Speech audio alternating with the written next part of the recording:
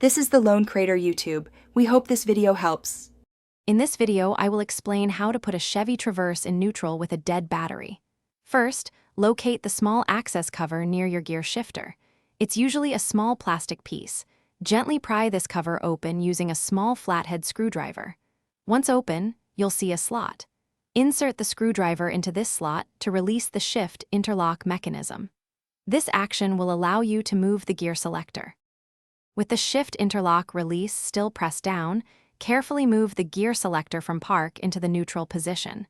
You should feel a distinct click as it engages. Double-check that the vehicle is indeed in neutral before proceeding. This step is crucial for safely moving or towing your Traverse.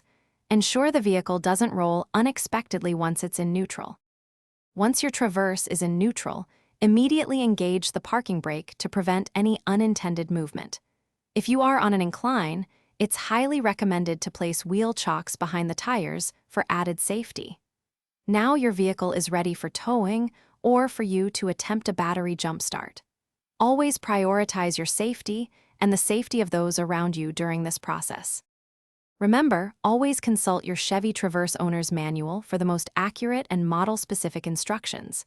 Safety is paramount, so ensure you're working in a secure and level environment. If you're looking to upgrade your home tech, check out the Echo Dot smart speaker. It's a fantastic way to bring your space to life. You can find a link to this and other great deals in the description below. Thanks for watching.